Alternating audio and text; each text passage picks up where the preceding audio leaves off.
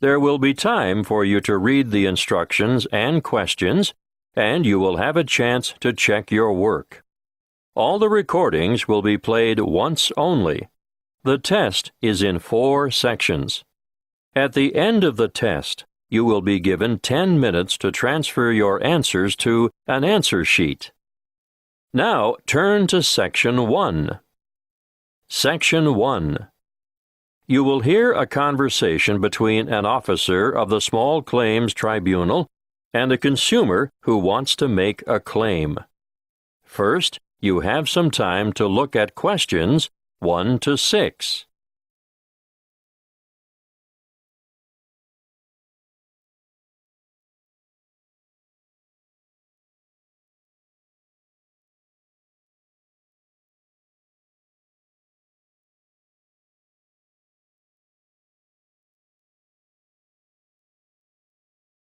You will see that there is an example that has been done for you.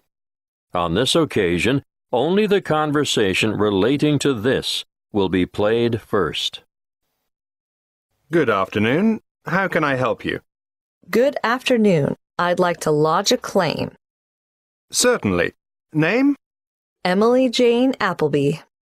Appleby. That's an unusual name. Sorry, what did you say your first name was again? Emily Jane. The woman gave her first name as Emily Jane, so Emily Jane has been written in the space. Now we shall begin. You should answer the questions as you listen, because you will not hear the recording a second time. Listen carefully and answer questions 1 to 6. Good afternoon. How can I help you? Good afternoon. I'd like to lodge a claim. Certainly. Name? Emily Jane Appleby. Appleby. That's an unusual name. Sorry, what did you say your first name was again? Emily Jane. Now, Miss Appleton, could you please fill in this claim form? I've never done that before. Can you help me? Yes, of course. The first part is for the claimant's details. Where do you live? At 1 Uranga Street, Durham. How do you spell Durham? Durham. Of course, I should know that. But it's just one of those names that sounds quite different from the way you spell it. It is confusing. I've seen it spelt with 2 R's. And what's the postcode for Durham? 4105. Good. And do you work? No, not at the moment. Okay, so no work number. What about a home phone number? Yes, I can give you that. It's 7848-3762. 7848? 3762. Right. Now, this part here is for the respondent's details. Who's the respondent? The individual person, company or business that you're claiming against. Is the claim against a landlord, tenant, trader or driver? Well, it's a company that sells home appliances. So that's trader then. Just a moment while I write that down. ABC Appliances, actually. Oh, now this part is really important. If the respondent is a company, you must have the company's full and correct name and registered address. I've looked it up on the internet, and it's ABC Appliances Limited. Good. If we don't get this part absolutely right, you won't have a legal claim. And their registered address? Yes, I've got that written down here. Just a minute. It's, 17 Brown Avenue. That's in Barden, isn't it? I think I know the place. My wife bought a vacuum cleaner there last month. Yes, Barden. Have you got the postcode for Barden? It's really similar to mine. Wait a moment. I'd better make sure I get it right. 4065. That's it. And what's the telephone number for ABC Appliances? Oh, 7232-4681. Good. Got that. Now, in the third part of this form, we get to the actual goods or services that are in dispute. I assume you made a purchase from them. Yes, that's right. On the 3rd of February, 2011. And did the goods have any sort of guarantee or warranty? Yes, but only for 6 months. So it was just a 6-month warranty. Yes, they offered me an extended warranty for 3 years. But I would have had to pay extra for that. Oh, I see. Before you hear the rest of the conversation, you have some time to look at questions 7 to 10.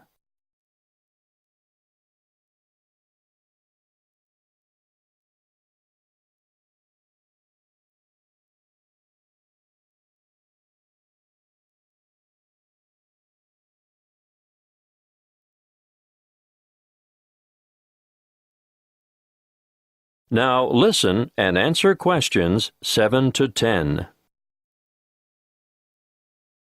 You'll need to give a full description of the goods involved, the nature of the defect or fault, and any other relevant particulars. So, tell me, what did you buy? I bought a washing machine. Yes, but what brand, model, and serial number? The brand name was Mallard, and it was the Whisper model. Serial number, just a moment. I've got the warranty papers in my bag. Yes, here it is. Serial number XY303. Great. Now I need to know how much you agreed to pay. It cost £1,000. Did you trade in your old machine? Yes, as a matter of fact, I did. Okay. Now, what were you given for the trade-in? £250. So, in actual fact, the purchase price you agreed on was £750. That's right. And they delivered the goods 2 days later, on the 5th of March, and picked up the trade-in at the same time. Now, think carefully about this next question. What did the respondents say about the quality of the goods, or the way they would perform? The salesman who served me at the appliance shop said, "The Mallard Whisper model has a much shorter cycle, so it uses less power. Oh," and he added, "and it will also use less water." Is that true? Well, partly. It does seem to use less water, but both the wash cycle and the rinse cycle go on for much longer than my old machine, so I don't see how it can use less electricity. But the sales assistant also said, "This model is whisper quiet." And is it? No, not at all. It's so noisy we can't hear the television in the next room.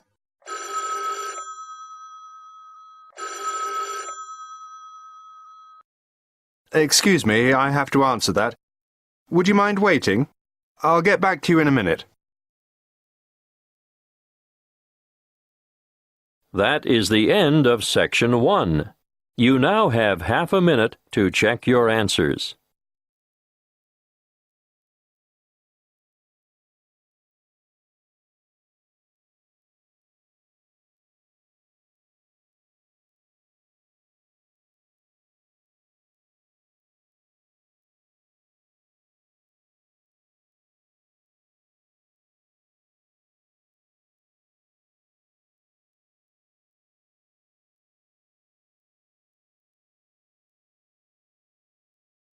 Now turn to Section 2. Section 2. You will hear a representative from Dreamtime Tours giving information about a particular tour option. First, you have some time to look at questions 11 to 14.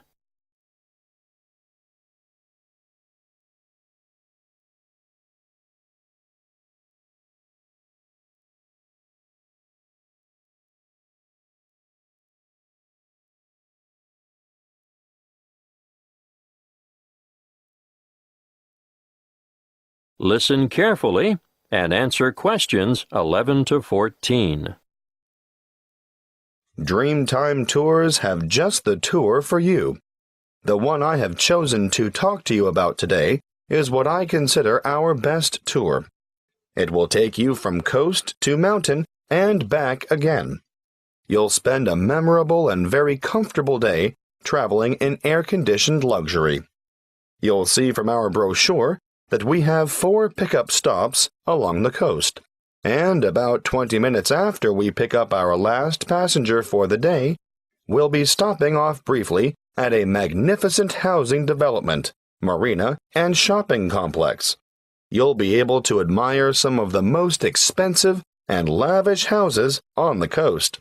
And here we'll take a quick walk around the waterfront. Now, despite its name, Hope Island, we can reach it without getting our feet wet or taking a boat ride.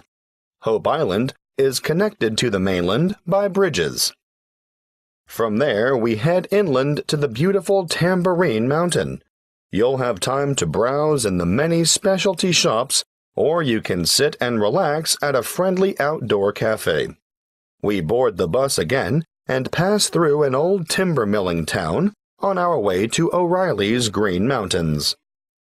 Once there, you might wish to venture across the famous Treetop Walk, which is a bridge suspended in the canopy of a rainforest. Definitely not for the faint-hearted. If you're not up to the excitement of this walk, or perhaps after you've done it, why not enjoy lunch on the balcony of O'Reilly's restaurant? Before we leave, you'll have time for a stroll through the botanical gardens, or perhaps you'd like to feed the beautiful parrots and other birds. We'll supply the birdseed. From O'Reilly's, we travel to an alpaca farm for a demonstration, and of course, there'll be a photo opportunity for you with these gorgeous animals before returning to the coach for the journey back to your original departure point.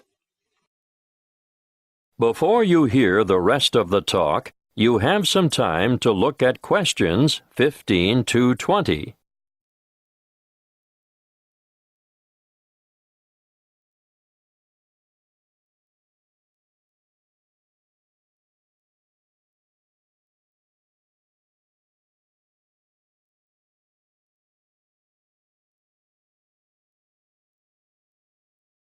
Now listen and answer questions 15 to 20. If I've persuaded any of you to sign up for this tour, take a look at our Dreamtime Tours brochure. You'll see that you can book over the telephone, or you can make reservations through the reception desk. We generally have a member of staff manning the desk from 7:30 a.m. to 9 p.m. every day of the week. Don't hesitate to ask reception staff any questions that you might have about this tour or any other tour, and be sure to make it known if you have any special needs. We'll do our best to make your trip rewarding and worthwhile. If this is the tour you want, be sure to specify Green Mountain Tour, and note that these excursions are full-day tours on 3 days of the week only, Sunday, Monday, and Friday, although we're hoping to have a Saturday tour available by next year. You'll see that fares are extremely reasonable, with each adult paying just $37. Now, that's not bad for a trip of around 280 kilometers, is it? If you want to bring the family, obviously, the Family Pass is great value at $94. That includes 2 adults and 2 children. But if you're an older adult, over 65, in other words, a senior citizen, your fare is discounted too. You'll pay a bit less than the full adult rate. Please note the departure times. We adhere to these strictly. The coach will leave the southernmost point of Coolangatta at 10 to 8 sharp, travel through Burleigh, and on to Surfer's Paradise, which is our most popular pickup point, departing from there at 8:30 in the morning. At 8:45, we make our last pickup at Labrador. May I remind you to dress appropriately for the day? Ladies, no high heels, please. Comfortable walking shoes are what is required, and I always recommend that everyone takes a light jacket because the mountain air can be quite cool compared to the heat and humidity of the coastal regions. Oh, something else I should remind you of. The prices quoted in the brochure are just for coach travel. although we can arrange for a minibus to collect you from your accommodation and bring you to the departure point free of charge. If you want to avail yourself of this service, be sure to let the booking clerk know. You will need to bring along extra cash or a credit card to cover expenses such as optional side trips, food and drink, and, of course, entrance fees to the various attractions. Well, that's all I have time to tell you. If you have further inquiries, please use the phone number on the brochure. That is the end of Section 2. You now have half a minute to check your answers.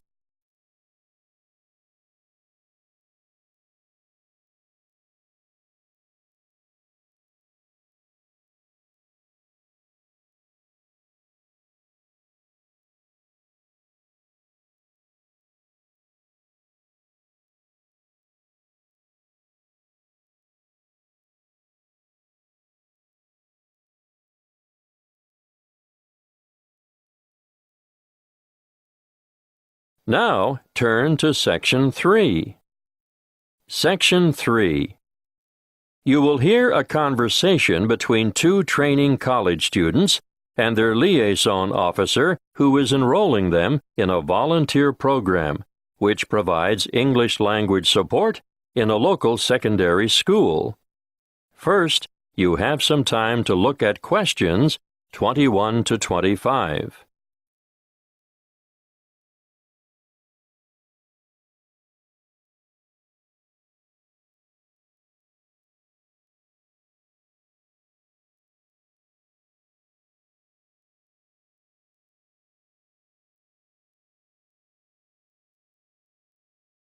Listen carefully and answer questions 21 to 25.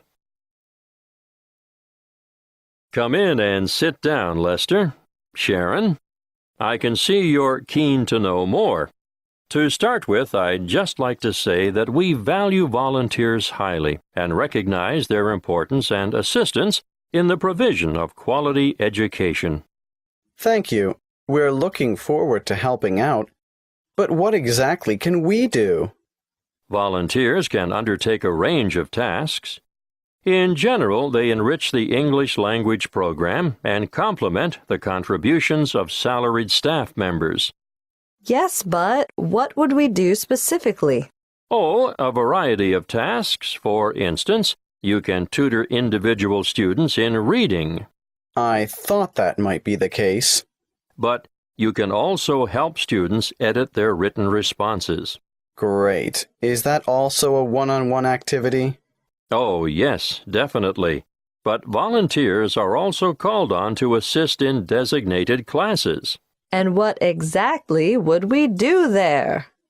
Well, it depends on the class, of course, but usually you take on the role of an assistant. A teacher's assistant. Yes, that's it. Sounds like fun and good preparation for our own careers. Then, an enormous area of assistance is developing students' organizational skills. Yes, I can imagine that's why some of them are struggling in the first place. There's also the special needs unit. They always need volunteers there. But we have no training in special needs. That's not necessary. These students just really appreciate having any extra attention. Sometimes help with the simplest things, like holding a pen correctly. Well, that's something all able-bodied students should learn. I've noticed some of the strangest pen grips amongst my peers, and I'm sure they must end up with sore hand or shoulder muscles at the end of the day. Yes, I'm sure you're right. The other task I'd like you two to help out with is encouraging and improving the students' work ethic. Oh, I can't imagine that'll be easy. No, but it is important, and I can give you some training in that field. That'll be good. I should also point out that you'll be working alongside quality teachers at times who are not only caring role models, but excellent motivators. Well, we should learn a lot from them. Yes, the teachers you'll be assigned to are innovative and very responsive to the different needs of individual students. If that's true, They must be adept at a variety of teaching styles. Quite right. You know, part of my mission is to forge close partnerships between experienced teachers and trainees like yourselves. As far as I can see, everyone has something to gain from the exchange of information and skills, not just the students you're helping. Before you hear the rest of the conversation, you have some time to look at questions 26 to 30.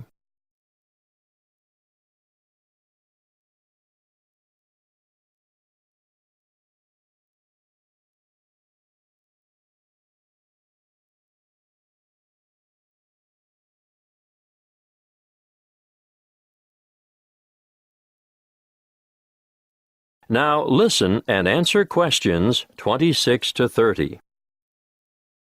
There are a number of interesting developments going on at the moment, and I've chosen you two because of your varied academic backgrounds.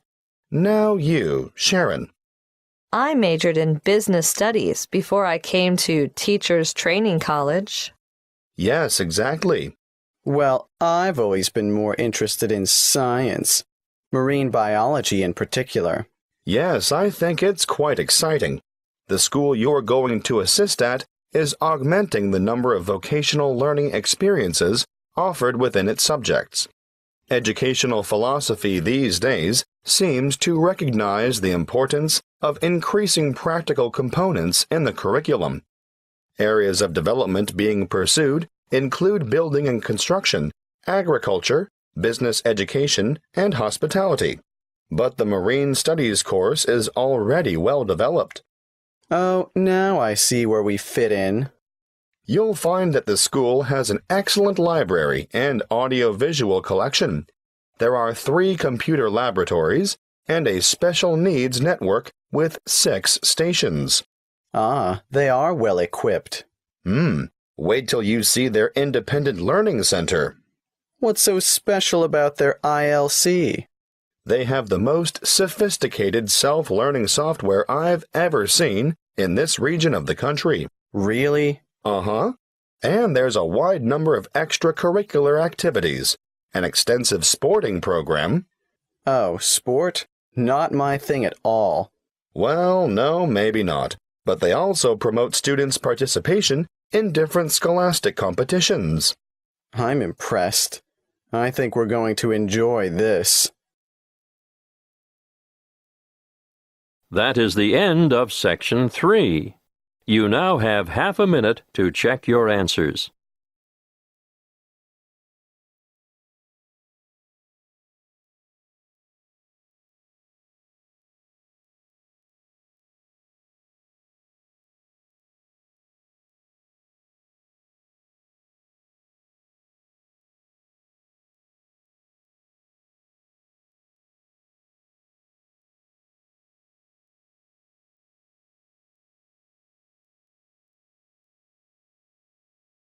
Now turn to Section 4. Section 4. You will hear a talk by a health studies lecturer on anxiety. First, you have some time to look at questions 31 to 40.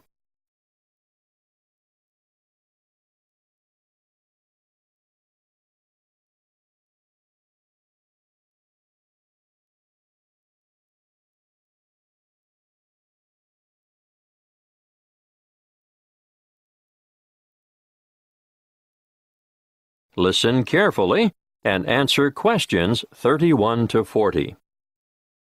My talk today is on anxiety. Anxiety is something you've all experienced at some time in your life, so you'll know that it's an emotional condition in which feelings of dread, fear, and mental agitation predominate.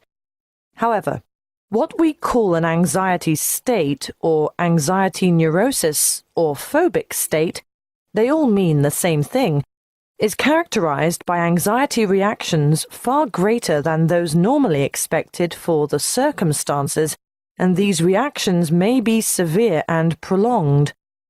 This is the most common form of neurosis in westernized countries. Usually, normal anxiety decreases with repeated exposure to the feared situation, whereas a neurotic anxiety tends to increase. Gradually, the person is inclined to avoid the feared situation and views it with increasing dread.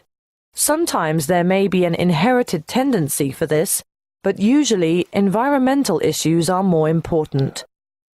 The individual may have been a worrier throughout life, and a stressful condition, just before symptoms set in, is common.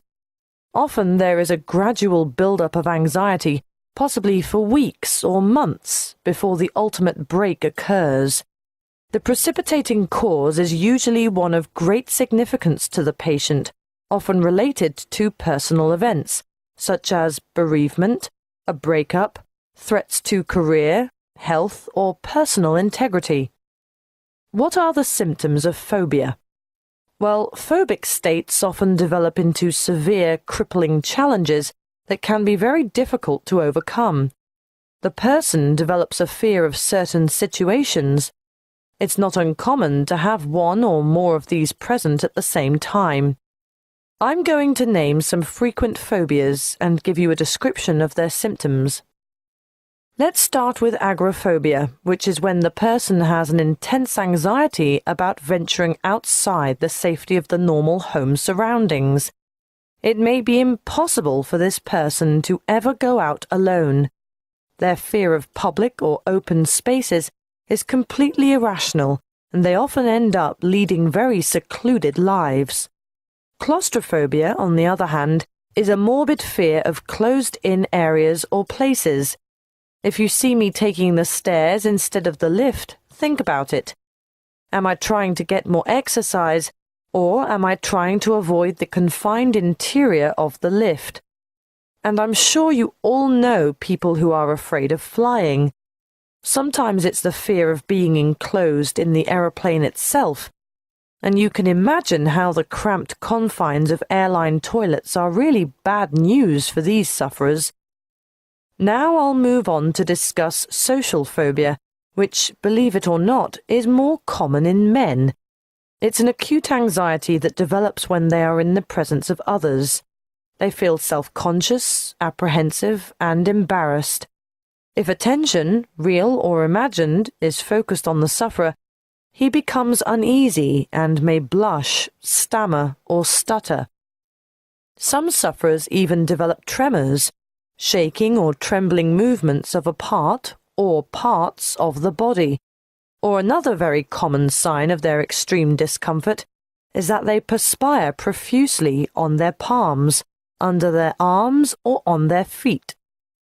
That brings me to the last one that I want to mention today, and that is single phobia. And no, it's not a fear of lifelong bachelorhood. This one is actually precipitated by an acute aversion to dogs, cats, spiders. You may have heard of the term arachnophobia. Well, it applies specifically to spiders, but any single thing can basically cause a strong aversion. Snakes, frogs, mice, or rats, for instance. I can assure you the list is unlimited. You name it, and someone is sure to have a phobia about it. Some people are terrified of the dark, for example, and I'm not talking about young children here. You'd be surprised how many adults are afflicted in this way. Well, I see our time is up. Next week I'll go into some of the treatments and therapies for phobias that have been used over the ages, and some of the relatively new drugs that have recently come on the scene. That is the end of Section 4. You now have half a minute to check your answers. That is the end of the listening test.